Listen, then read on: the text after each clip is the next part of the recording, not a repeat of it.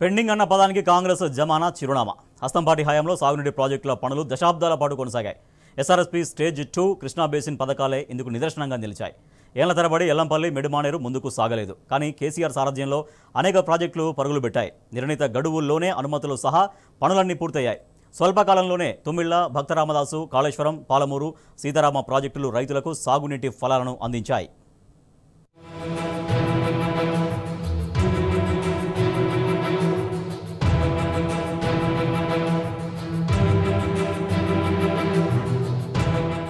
ప్రాజెక్టుల మంజూరుకు ఏండ్లు, తర్వాత సర్వే కోసం మరికొన్నేండ్లు, శంకుస్థాపనకు ఇంకొన్ని సంవత్సరాలు. ఆ తర్వాత అయినా పనులు పూర్తవుతాయా అంటే అదీ లేదు. అనుమతుల మాటంటారా, ఆ ఊసన్నదే ఉండదు. ఎక్కడివక్కడే పెండింగ్. దశాబ్దాల కాంగ్రెస్ పాలనలో తెలంగాణ ప్రాజెక్టుల దుస్థితి ఇది. సూటిగా చెప్పాలంటే పెండింగ్ అనే పదానికే కాంగ్రెస్ జమానా చిరునామా. నీళ్లు, నిధులు, నియామకాల నినాదంతో తెలంగాణను సాధించి పాలనా పగ్గాలు చేపట్టాక మొట్టమొదటి నినాదమైన నీళ్లను రైతులకు అందించి మన భూముల్ని సస్యశ్యామలం చేయాలన్న సంకల్పంతో నాటి ముఖ్యమంత్రి కేసీఆర్ ప్రాజెక్టులను పరుగులు పెట్టించారు. పెండింగ్ ప్రాజెక్టులన్నీ బీఆర్ఎస్ జమానాలో రన్నింగ్ ప్రాజెక్టులుగా మారాయి. నిర్దేశిత గడువు నిర్ణీత సమయానికి పూర్తయి సాగునీటి ఫలాలను రైతాంగానికి అందించాయి. ఏకకాలంలోనే పలు మేజర్ ప్రాజెక్టుల అనుమతుల్ని కూడా సాధించిన ఘనత బీఆర్ఎస్ ప్రభుత్వానికి దక్కింది.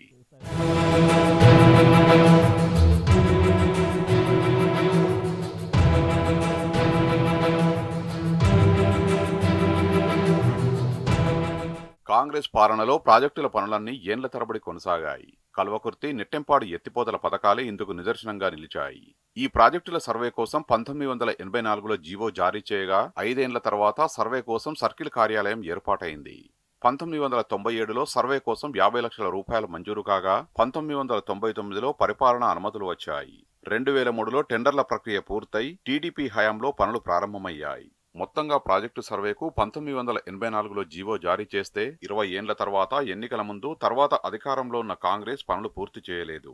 నిధుల కొరత, భూసేకరణ, అటవీ అనుమతులు, రైల్వే, రోడ్ క్రాసింగ్, అంతర్రాష్ట్ర వివాదాలు, కాంట్రాక్టు సంస్థలతో వివాదాలు, కోర్టు కేసులు తదితర సాకులతో ప్రాజెక్టుల్ని మూలకు నెట్టింది.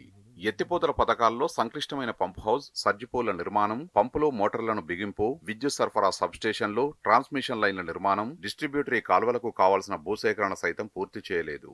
2 ప్రాజెక్టులే కాకుండా కోయిల్ సాగర్, రాజీవ్ భీమా, ఎల్లంపల్లి, మిడ్మానేరు, ఎస్ఆర్ఎస్పీ స్టేజ్ 2, వరద కాలువ, దేవాదుల ఎత్తిపోతలు ఇలా చెప్పుకుంటూ పోతే పూర్తి కాని ప్రాజెక్టులు కోకొల్లలుగా ఉన్నాయి.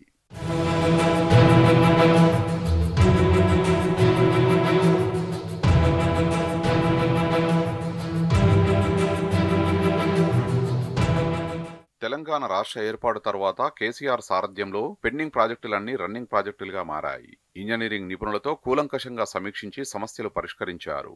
క్షేత్రస్థాయిలో తిరుగుతూ నిరంతర పర్యవేక్షణతో ప్రాధాన్యతా క్రమంలో నిధులు సమకూర్చుతూ అనుమతులను సత్వరమే జారీ చేస్తూ పనుల్ని పరుగులు పెట్టించారు. కేవలం 2 ఏళ్లలోనే ఉమ్మడి మహబూబ్ నగర్ పెండింగ్ ప్రాజెక్టుల పనుల్ని 50% నుంచి 95% పూర్తి చేశారంటే కేసీఆర్ అకుంఠిత దీక్షను అర్థం చేసుకోవచ్చు. 2016-17లో కల్వకుర్తి ద్వారా 3.07 లక్షల ఎకరాలు, నెట్టెంపాడు ద్వారా 1.2 లక్షల ఎకరాలు, భీమా ద్వారా 1.58 లక్షల ఎకరాలు, కోయిల్ సాగర్ ద్వారా 8,000 ఎకరాల కొత్త ఆయకట్టుకు మొత్తం 4 ఎత్తిపోతల పథకాల ద్వారా 5 లక్షల ఎకరాలకు పైగా తొలిసారిగా సాగునీటిని అందించిన ఘనత సీఎం కేసీఆర్ కు దక్కుతుంది. క్రమంగా డిస్ట్రిబ్యూటరీల పనుల్ని పూర్తి చేస్తూ నేడు ప్రాజెక్టుల కింద నికరంగా 10 లక్షలకు పైగా ఎకరాలకు సాగునీరు అందుతున్నది. ఆర్డీఎస్ ఆయకట్టు కోసం తుమ్మిళ్ల ఎత్తిపోతల పథకాన్ని చేపట్టి కేవలం 11 నెలల వ్యవధిలోనే పూర్తి చేశారు. బృహత్తర పాలమూరు ఎత్తిపోతల పథకాన్ని చేపట్టడమే కాకుండా ప్రధాన పనులన్నీ బీఆర్ఎస్ హయాంలోనే పూర్తయ్యాయి.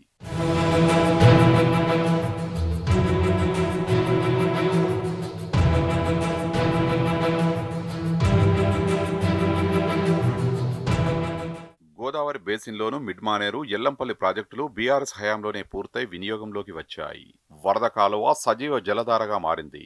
బృహత్తర కాళేశ్వరం ప్రాజెక్టును 3 ఏళ్ల కనిష్ట సమయంలోనే కేసీఆర్ సర్కారు పూర్తి చేసింది.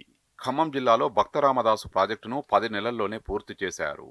సీతారామ ప్రాజెక్టు పనులన్నీ పూర్తి చేసి ట్రయల్ రన్ను సిద్ధం చేసి పెట్టారు. అనుమతులు సైతం ప్రస్తుతం తుది దశలో ఉన్నాయి. ఇవిగాక దశాబ్దాలుగా పెండింగ్ ప్రాజెక్టులుగా ముద్ర వేసుకున్న అనేక మధ్యతరహా సాగునీటి ప్రాజెక్టుల్ని కూడా పూర్తి చేసిన ఘనత కేసీఆర్కే దక్కింది.